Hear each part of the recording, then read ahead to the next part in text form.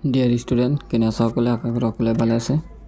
তো আজি মই ভিডিও লৈ আহিছোঁ 3.4 এক্সাৰসাইজ 3.4 ইয়াত আছে কি অপনয়ন পদ্ধতি আৰু প্ৰতিস্থাপন পদ্ধতিৰে সমাধান কৰা।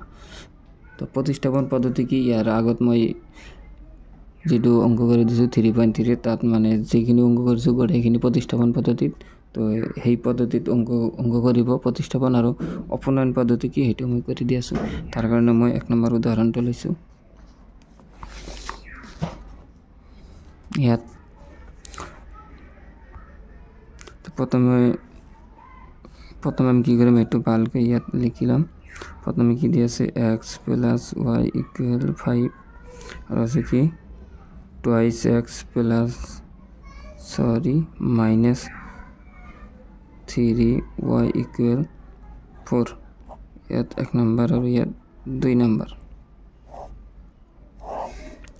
তো এইটো দি আছে, এইটো মই কি কৰিম, প্ৰথমে ইয়াক মানে সংখ্যা দি পূৰণ কৰিম যাতে ইয়াত y লগত বা x লগত যে ঘাত আছে সেইবিলাক যাতে সমান হয়। প্ৰথমে কি কৰিম, আমি যদি কৰো 1 নম্বৰত 2 দি পূৰণ কৰো 1 নম্বৰ সমীকৰণক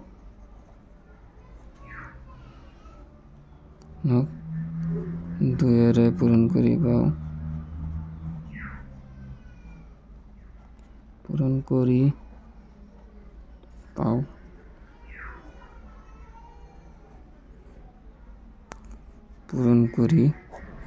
আৰু অলপ লিখি লম, পূৰণ কৰি আৰু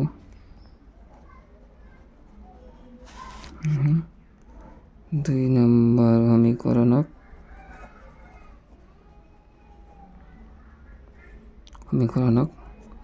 1 এৰে পূৰণ কৰি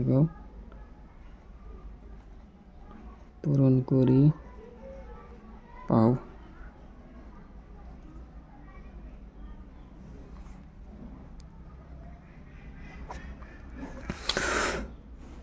তো ইয়াত কি লিখিছো, 1 নম্বৰ সমীকৰণক 2 এৰে পূৰণ কৰিব। তো 1 নম্বৰ সমীকৰণক 2 দি পূৰণ কৰিলে কিমান হ'ব, twice x plus twice y equal 10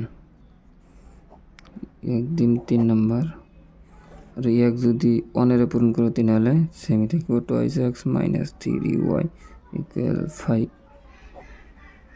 4 number. এতিয়া অপনয়ন পদ্ধতি কি, ইয়াৰ মাজৰ পৰা আমি ওপৰটো পৰা তলটো বিয়োগ কৰি দিম। তেনেহলে কি হ'ব,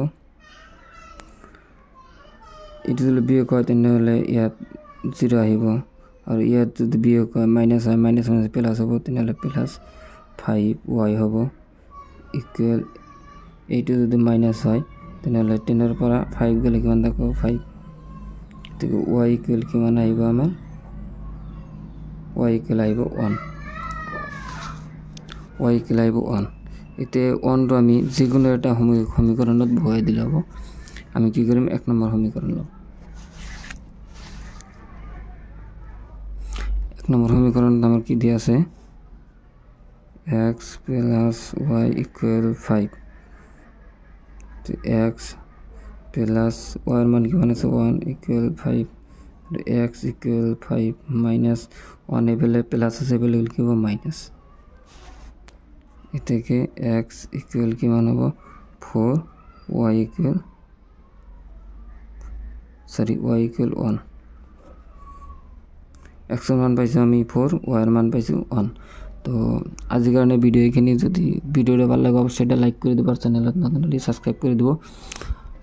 আর এই ধরনের ভিডিও আমার চ্যানেলত বহুত দিয়া আছে, তো আমার চ্যানেলটা তোমালোকে ভিজিট করিবা। যদি ভালো লাগে তোমার বন্ধু বান্ধবের সাথে শেয়ার করিবা। তো আজির কাৰণে এখানে বাই বাই, টাটা।